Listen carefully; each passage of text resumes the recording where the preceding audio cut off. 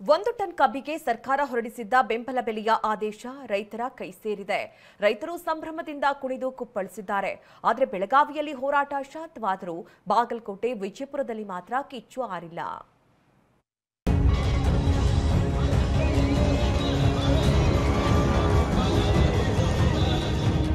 ಸಂಗ್ರಾಮದ ನೆಲದಲ್ಲೇ ಸಂಭ್ರಮ, ಸಿಡಿದೆದ್ದ ಸ್ಥಳದಲ್ಲೇ ಸಡಗರ, ಧಿಕ್ಕಾರ ಕೂಗಿದ್ದವರಿಂದಲೇ ಜೈಕಾರ, ಮೊನ್ನೆ ಚಪ್ಪಲಿ ಎಸೆದವರಿಂದಲೇ ಪುಷ್ಪ ಮಳೆ.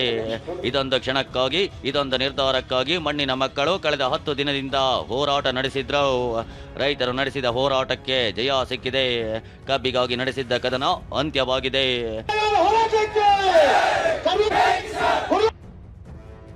ಕಬ್ಬು ಬೆಳೆಗಾರರ ಹೋರಾಟ ಅಂತ್ಯ, ಮಣ್ಣಿನ ಮಕ್ಕಳಿಗೆ ಜಯ.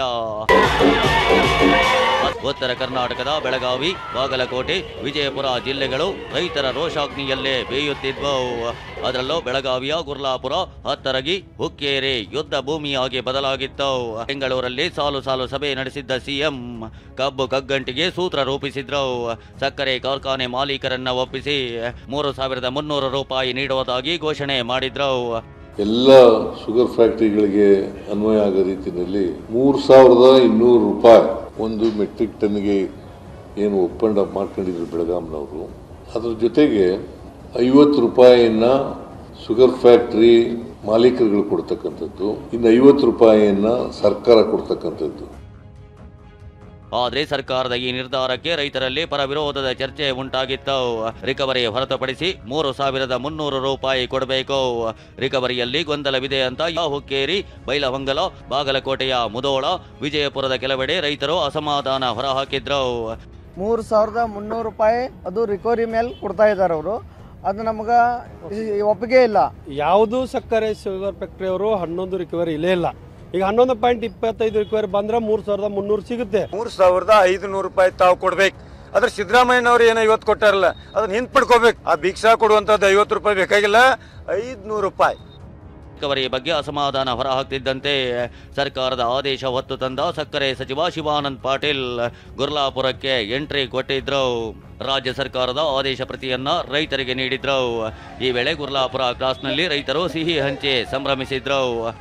ಮಾನ್ಯ ಮುಖ್ಯಮಂತ್ರಿಗಳು 100 ಕೋಟಿ ರೂಪಾಯಿ ಕೊಟ್ಟಿದ್ದಾರೆ. ಆ ಆದೇಶದ ಪ್ರತಿಯನ್ನ ನಮ್ಮ ಅಗ್ರಿಕಲ್ಚರ್ ಕಮಿಷನರ್ ಅವರು, DC ಅವರು, ಮುಖ್ಯಮಂತ್ರಿಗಳು ಕೊಟ್ಟಿದ್ದ ಕಾಪಿ ನಿಮ್ ಕೈ ಕೊಟ್ಟು ಹೋಗ್ತಾ ಇದ್ದೀನಿ. ಇದು ನನ್ನ ಕರ್ತವ್ಯ.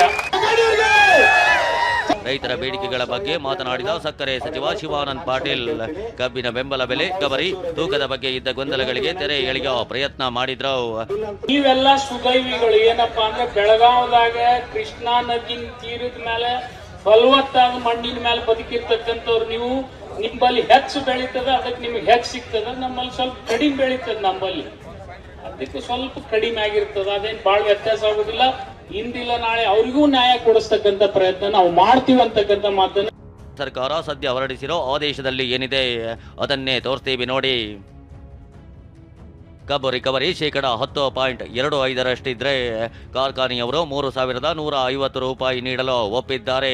ಜೊತೆಗೆ ಸರ್ಕಾರ 50 ರೂಪಾಯಿ ಸೇರಿಸಿ ಒಟ್ಟು 3,200 ರೂಪಾಯಿ ರೈತರ ಕೈ ಸೇರಲಿದೆ. ಹಾಗೆಯೇ ಕಬ್ಬು ರಿಕವರಿ 11.25% ಕಾರ್ಖಾನೆ ಮಾಲೀಕರು 3,250 ರೂಪಾಯಿ ನೀಡಲಿದ್ದಾರೆ. ಸರ್ಕಾರದ 50 ರೂಪಾಯಿ ಸೇರಿ 3,300 ರೂಪಾಯಿ ರೈತರಿಗೆ ತಲುಪಲಿದೆ. ಹೆಚ್ಚುವರಿ 50 ರೂಪಾಯಿ ಕೊಡಲು ಮುರುಗೇಶ್ ನಿರಾಣಿ ಆಕ್ಷೇಪ ಎತ್ತಿದ್ರು ಎನ್ನಲಾಗಿದೆ. ಸಿಎಂ ಎಲ್ಲರೂ ಒಪ್ಪಿಕೊಂಡಿದ್ದಾರೆ ಅಂತ ಸ್ಪಷ್ಟನೆ ನೀಡಿದ್ದಾರೆ. ಜಿಲ್ಲಾಧಿಕಾರಿ ಬಂದಿ. ಬೆಳಗಾವಿಯಿಂದ ಸಹದೇವ್ ಮಾನೆ ಜೊತೆ ಸುನಿಲ್, TV9 ಬೆಂಗಳೂರು. ಈಗ ಟನ್ ಕಬ್ಬಿಗೆ 3,300 ರೂಪಾಯಿಯನ್ನ ಮುಧೋಳ ರೈತರು ಒಪ್ಕೊಳ್ತಾ ಇಲ್ಲ. ಬಾಗಲಕೋಟೆ ಜಿಲ್ಲೆ ಮುಧೋಳ ಪಟ್ಟಣದಲ್ಲಿ ಇನ್ನೂ ಕೂಡ ರೈತರ ಧರಣಿ ನಡೀತಾ ಇದೆ. ಏನು ರಾಜ್ಯ ಸರ್ಕಾರ ಈಗಾಗಲೇ 3,300 ರೂಪಾಯಿ ಕೊಡ್ತೀನಿ ಅಂತ ಹೇಳಿ ಘೋಷಿಸಿದೆ. ಆ ಬಗ್ಗೆ ಮುಧೋಳ ರೈತರು ಆಕ್ಷೇಪವನ್ನು ವ್ಯಕ್ತಪಡಿಸಿದ್ದಾರೆ. ಸರ್ಕಾರ ಘೋಷಿಸಿರುವ ಬೆಲೆ ಗೊಂದಲದಿಂದ ಕೂಡಿದೆ. ಇಂದು ಸಂಜೆಯೊಳಗೆ ಕಾರ್ಖಾನೆಯವರು ಬಂದು ಚರ್ಚೆ ನಡೆಸಬೇಕು, ಇಲ್ಲದೇ ಇದ್ರೆ ಪ್ರತಿಭಟನೆ ಯಾವುದೇ ಹಂತ ತಲುಪಬಹುದು ಅಂತ ಎಚ್ಚರಿಕೆ ಕೊಟ್ಟಿದ್ದಾರೆ. ರೈತ ಮುಖಂಡ ಬಡಗಲ್ಪುರ ನಾಗೇಂದ್ರ ಈ ರೀತಿ ವಾರ್ನಿಂಗ್ ಕೊಟ್ಟಿದ್ದಾರೆ. ರೈತರ ಪ್ರತಿಭಟನೆಗೆ ಕುಳಲಿ ಗ್ರಾಮಸ್ಥರು ಬೆಂಬಲ ಸೂಚಿಸಿದ್ದು, ಇನ್ನು ಸಹಾಯಾರ್ಥವಾಗಿ 60,500 ರೂಪಾಯಿ ದೇಣಿಗೆಯನ್ನು ಕೂಡ ನೀಡಲಾಗಿದೆ. ನೋಡಿ, ಕಬ್ಬಿಗೆ ಇನ್ನು 3,300 ರೂಪಾಯಿಯನ್ನ ಕೊಟ್ಟಿದ್ದಾರೆ. ಅದು ಮುಧೋಳ ರೈತರು ಇದನ್ನ ಒಪ್ಕೊಳ್ತಾ ಇಲ್ಲ.